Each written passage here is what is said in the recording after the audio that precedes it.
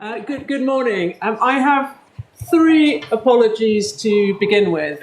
Firstly, you have probably been frisked of a hot drink on your way in. I'm sorry about that, but Inner Temple has a strict no hot drinks in the auditorium rule. The second apology is I'm not Gavin Mansfield. Unfortunately, he's been detained this morning, but those in his fan club will be delighted to know that he's here this afternoon. And will be hosting and, I think, speaking. And the third apology is I'm not Nick Siddle, who is apparently stuck on a train, which may mean that Tim Goodwin is currently getting a bit sweaty, looking at the prospect of doing a talk all by himself. Now, the loos, if anybody needs it, are on the same floor through the glass door. In case of fire, run for your life. No, don't run for your life. Follow signs there, I think, out through this door and then meet in the church courtyard. And fingers crossed, we don't need to do that. All talks, I'm told, are being recorded and will be shared and on our YouTube channel in due course. And no doubt all of you are already subscribed to our YouTube channel and spend happy nights doom scrolling between that and Instagram. Much to commend it. There will be a coffee break once Kieran and I and then Lydia and Charlene have finished speaking, and we do hope that you'll then all be able to stay for lunch and the afternoon session and drinks in the evening. We aren't going to include time within the talks for questions, but do feel free to nab anybody in a break and we'll be happy to answer questions.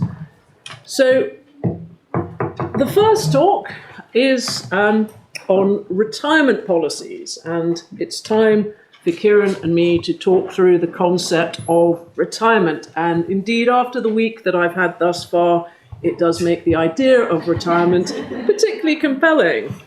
However, rather than share my visions of white sandy beaches, turquoise water, and a life of indolence, in this talk, Kieran and I are going to focus on mandatory retirement ages in professional partnerships. Kieran's going to begin with a useful look at and reminder of the statutory scheme and the legal principles. I'm then going to look at the case of Scott and Walker Morris, LLP, which is a first instance decision of the Leeds Employment Tribunal from earlier this year, and a decision in which I think the way to put it is I came second. We're then going to look at where that decision leaves professional firms and those advising them, and of course claimants. So over to Kieran. Excellent. Thanks, Carol. Well, we're starting off the morning in familiar territory and jumping in at good old Section 13 of the Equality Act. Direct discrimination, treating someone unfavourably because of a particular protected characteristic. And Section 13.2 reminds us that age discrimination, or age, is unique among the protected characteristics, in that direct age discrimination is the only type of direct discrimination which is capable of being justified. And then in the LLP context, which we're focusing on today, I guess, Section 45 contains the prohibition against discrimination in its various forms, and that broadly mirrors the provisions of Section 39 in respect of employees and applicants, with which we will probably be slightly more familiar as the employment lawyers in the room. Success from a technological perspective. You might be forgiven, given that the language in which the proportionality exercise in Section 13.2 is expressed is identical to how it's expressed in Section 19, indirect discrimination. You might be forgiven for thinking that the test is exactly the same. Unfortunately not.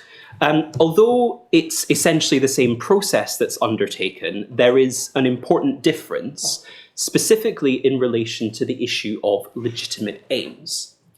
And the Supreme Court's 2012 decision in Selden and Clarkson, Wright and Jakes remains the leading authority on this. That was a law firm case which concerned a mandatory retirement age of 65 and a claim brought under the 2006 age regulations which predated the Equality Act and implemented the EU's Equality Framework Directive.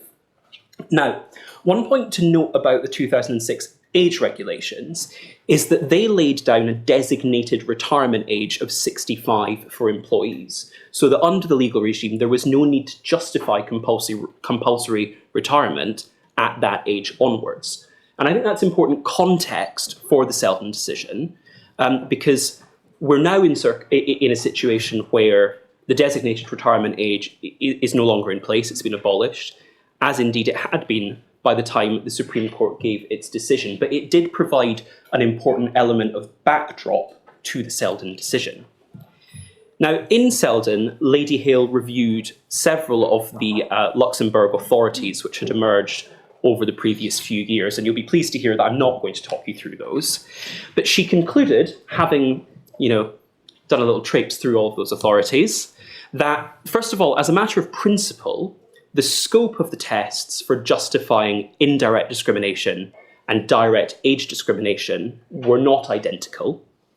And in identifying what the nature of the difference between those two tests were, that in the context of justifying direct age discrimination, the legitimate aims needed to be social policy objectives, such as those relating to employment policy, the labour market, or vocational training. And the court said that these were matters of a public interest nature, which are distinguishable from purely individual reasons particular to the employer's situation. And that point's captured by the extract from paragraph 55, which I've put on the slide. And the upshot, really, of the Selden decision is to substantially limit the legitimate aims that can be relied on to justify direct age discrimination, particularly in comparison to indirect discrimination. So, having established that the legitimate aims are narrower, the next question is, what can be a legitimate aim capable of justifying direct age discrimination? And having reviewed the authorities, Lady Hale summed up the EU jurisprudence as having identified two kinds of legitimate aim. The first of those was described as intergenerational fairness.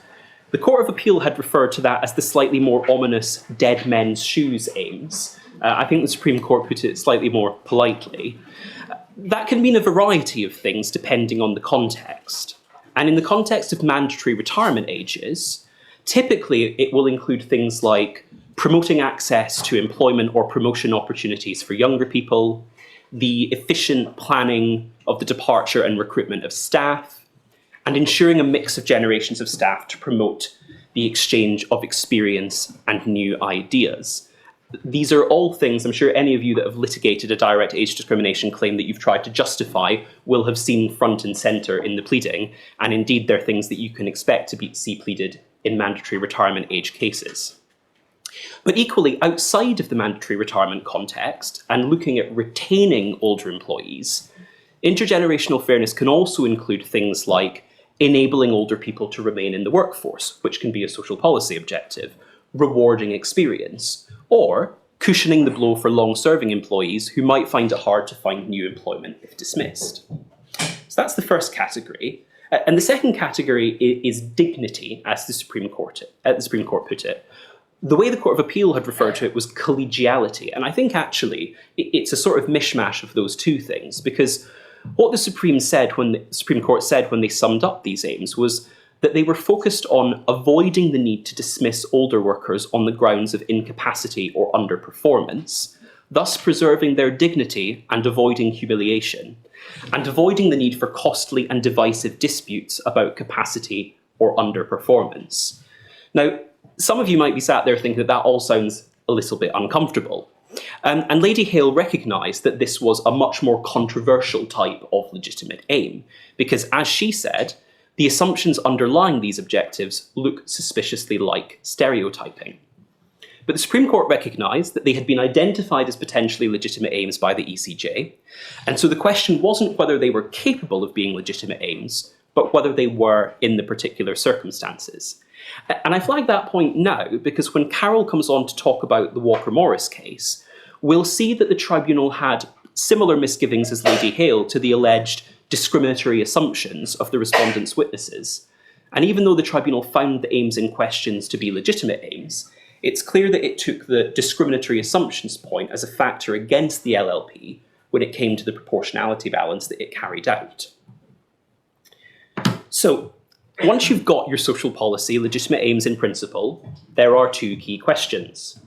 First, are they legitimate aims in the circumstances of the case?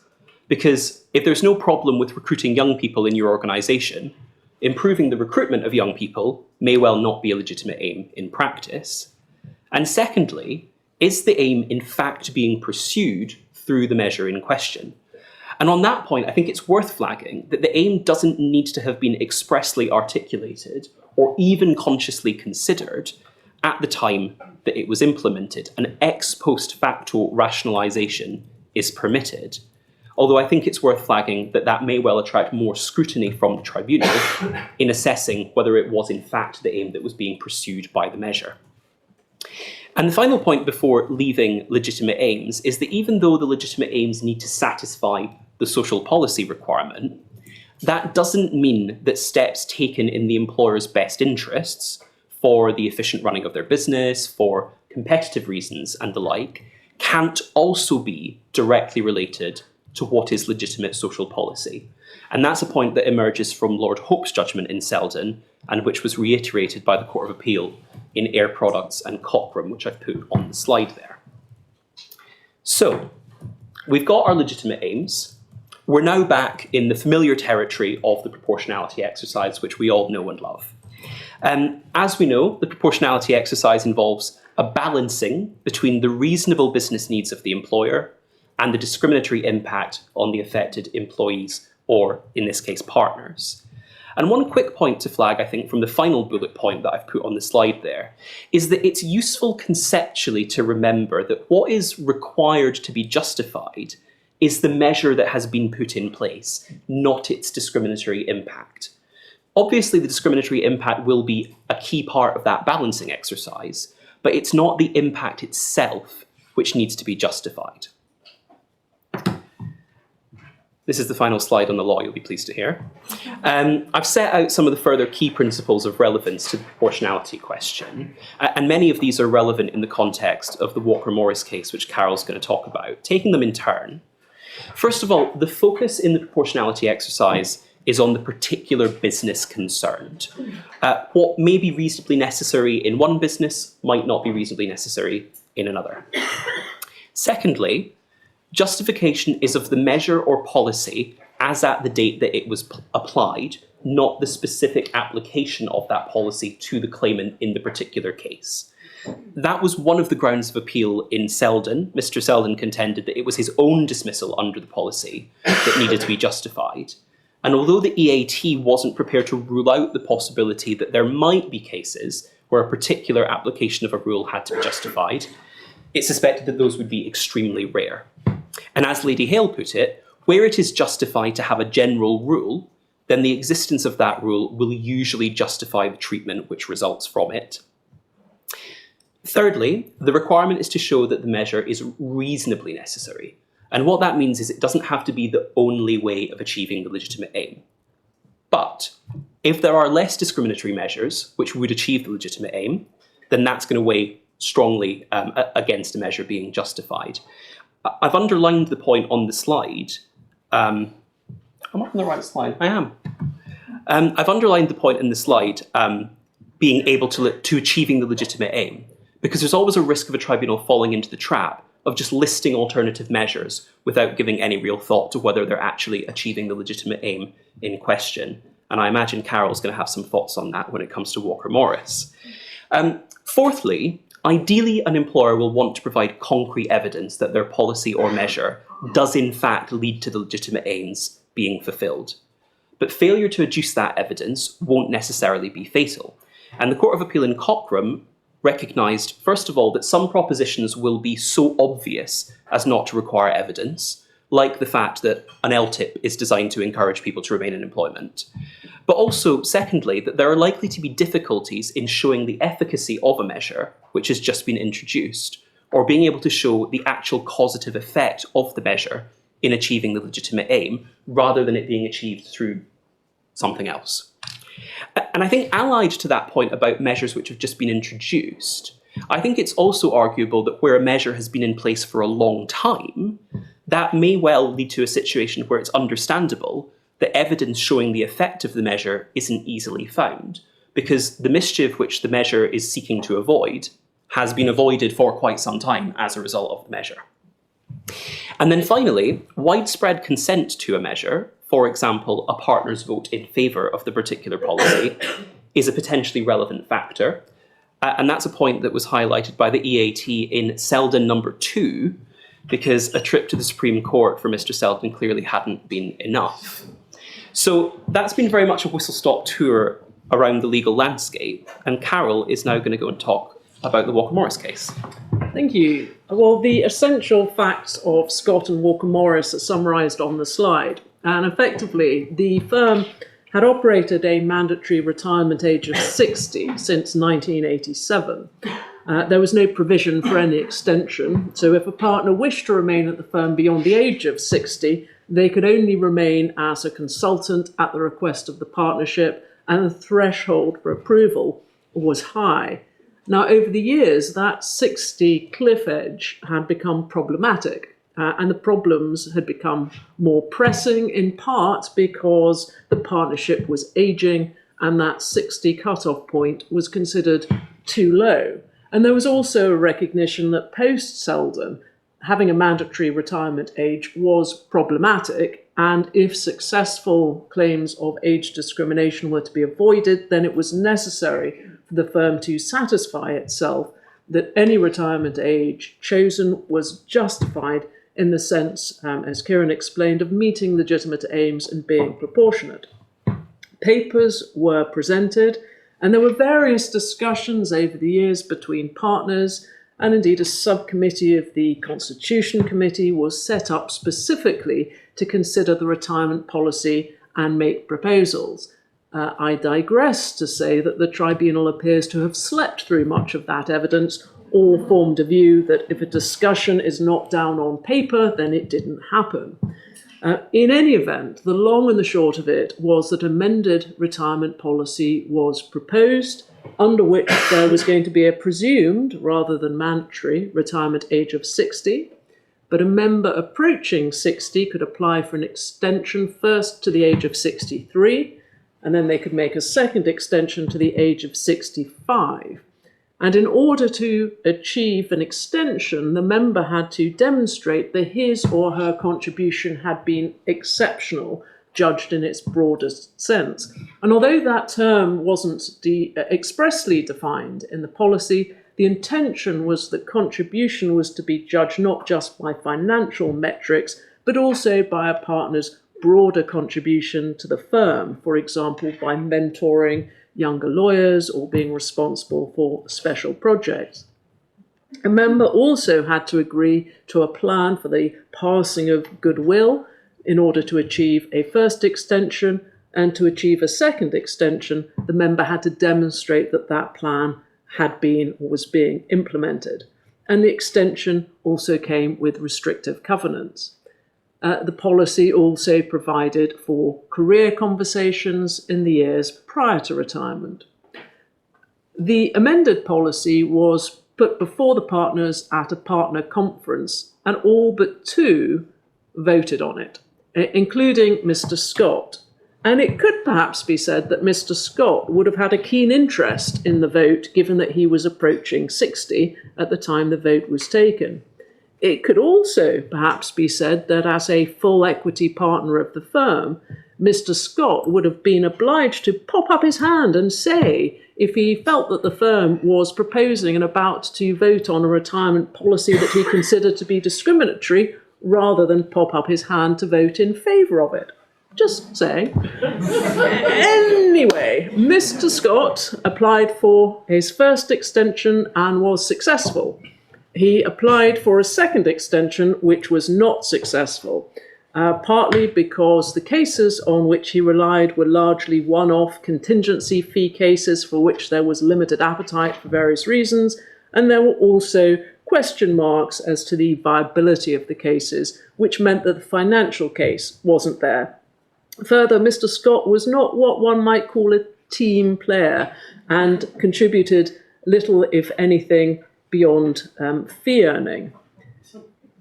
Although critical of the firm's evidence, which it found lacked supporting documentation, the tribunal found that the firm did have two legitimate aims to its policy. Firstly, workforce and succession planning to ensure it had sufficient partners to run its business profitably. And the tribunal considered that that indeed did fit within the social policy aim of intergenerational fairness. Secondly, the tribunal found that the firm had the legitimate aim of maintaining a collegiate and cohesive atmosphere amongst its partner group in the interests of the business, which the tribunal said fell within the general social policy aim of maintaining dignity of individuals in the workplace. However, when it came to proportionality, the tribunal found that the policy was not justified.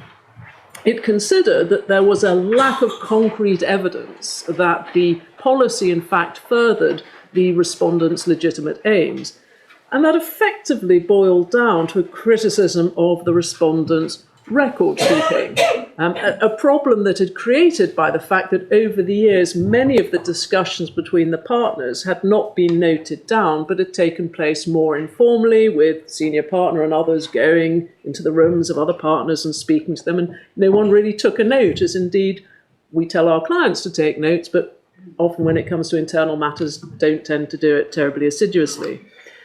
They also criticised the witness evidence, or at least some of it, and said it was based on discriminatory assumptions.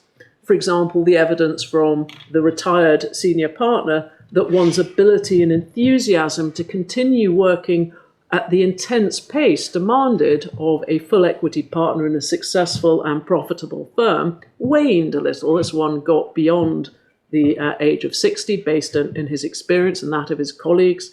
And also the evidence of younger partners that a lack of ability to progress through the levels of partnership within a reasonable period of time was a disincentive to join or remain in the firm. And the tribunal found that those are discriminatory assumptions. And based on what Kieran said, I continue to have my doubts about that.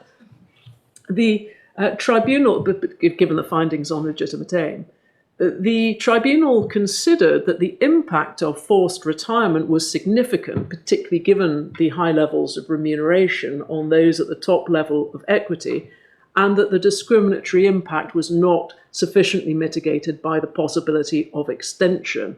What the tribunal did, at least in its wording, however, was focus on the impact on the claimant as opposed to the affected group as a whole. And there was also a lack, according to the tribunal, of documentary evidence, again, that alternatives had been considered. The tribunal appear not to have liked my submission that this was not a case about record keeping, it was a case about retirement policy. In any event, they also considered that there were in fact several alternatives that would have been less discriminatory. The polite way of explaining what I thought when I read the judgment was, gosh, that's a bit surprising.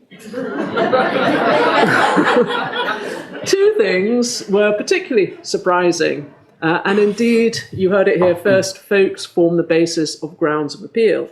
Firstly, the tribunal found that the criteria used when considering whether to grant a partner an extension were inherently discriminatory. And the tribunal got there by relying on the case of James and Eastleigh Borough Council, a case you may recall of sex discrimination, where Mr. James complained that it was discriminatory on the grounds of his sex, that he had to pay to go swimming in the local swimming pools, whereas his wife could swim for free because of the different state pension age at the time for men and women. Of course, unlike age discrimination, sex discrimination is not capable of justification. So, of course, while it's right in the Walker-Morris case that young partners weren't required to apply for extensions to continue as partners post-60, and older partners were, on the face of it, that's age discrimination. But the point is the tribunal then needed to go further and consider whether or not that inherent discrimination was in fact justified. Secondly, the tribunal found that there were less discriminatory alternatives that could have been implemented instead of the retirement policy. It's a pity that the tribunal hadn't really thought to explore those before they stuck them in their judgment, given that it might have been possible to remind the tribunal that, as Kieran put it, the alternatives have to meet the legitimate aims of the particular business, and the tribunal's proposals would not. For example, a more robust performance management process for partners, which was one of the suggestions, would either have been so drawn out that it would not adequately have achieved the legitimate aim of workforce planning and succession, or it would have had to have been, to be speedier, so brutal that it would have harmed the legitimate aim of collegiality. It's also difficult to see how the tribunal's suggestion that simply expelling a partner under the contractual right to expel a partner would have been preferable to having a retirement policy. It was also surprising that the tribunal decided to take judicial notice of the fact that many employers have now abolished retirement ages entirely, and that those who have retained them seem to have higher retirement ages. It's interesting when you don't really know what your evidence is as a tribunal, you can simply take judicial notice of it. Anyway, again, it's unfortunate that the tribunal overlooked perhaps the need to focus on the particular business concerned and not business in general, as Kieran said. So where does that leave us, Kieran? Well, you'll have gathered from some of Carol's observations that we don't think the ET necessarily covered itself in glory in its approach to the case, but reflecting on how things did pan out in the ET, we wanted to take a step back and think about what firms can do to protect themselves from these sorts of claims. In thinking about that, we know that there are plenty of claimant lawyers out there in the audience, identifying areas where claimant partners may wish to level critiques in the way in which they bring their claims. There are 3 points that I've set out on the slide. The first is to keep long-standing policies under review. It seems obvious. Some partnerships are very good at keeping their LLP agreement under review, others not so much. Walker Morris had recently reviewed their agreement and amended it, and the claim still succeeded. But it's clear that having a mechanism to regularly consider whether a retirement age in a partnership agreement is fit for purpose, serving the firm's legitimate aims, which, remember, can still include things done in the best interests of the firm, is likely to be a useful starting point. Although we've said that the proportionality exercise occurs in the context of a particular business, it probably is sensible to have some awareness of what the wider market trend is, because it's likely to provide some sort of litmus test as to whether or not the policy being adopted is one which is likely to be proportionate. And if it's clear that your firm is out of step with the market, think carefully about why your firm needs a lower age or a more stringent approach to retirement. And equally, have an eye on legislative changes. If the policy hasn't been reviewed since the abolition of the designated retirement age, which I certainly hope it has been, because that was a long time ago now, all the more reason to give it some careful thought. And secondly, and this really captures both the second and third bullet points that I've put on the slide, lay the groundwork from a documentary perspective. First of all, articulate the aims of the policy at the time of reviewing it with a very firm eye on the legitimate aim requirements under section 13.2, and record how the policy meets those aims. Secondly, expressly consider alternatives. And if you're going to dismiss alternatives, think about and articulate why they don't meet the legitimate aims. Now, that might not save you entirely, but both of these steps are potentially going to make it easier to justify something, given that it was thought about at the time and doesn't require the ex post facto rationalisation which is permitted, but which might be evidentially more difficult. Thank you. And really, I suppose, from a practical point of view, looking at it from a firm's perspective, I think it's important to remember that although Walker Morris suggests that tribunals may well have a disinclination to see the wisdom of and a need for retirement policies, The authorities, of course, do not say that there can never be a justified retirement policy. As Kieran says, of course, if there is an existing policy, one can't just rub one's hands together with glee and rely upon it, because one also has to check that it still is meeting a legitimate aim and that is still proportionate. And if the Walker-Morris case shows us not anything at all, it is very much the importance of documenting and properly documenting the thought process. And indeed, that's quite a useful sanity check of the policy itself when you're reviewing it, because if you can't articulate at the review policy what the legitimate aim is, why it's required, and why the alternatives won't work, it possibly means that actually that justification no longer exists. There's also no point just considering a retirement policy in silo. You have to look at it in the context of recruitment as a whole and career progression for all those within the firm at their various stages. Now, oh, how nice. That's our stance on retirement. We are now going to seamlessly and almost invisibly become other people. Thank you very much.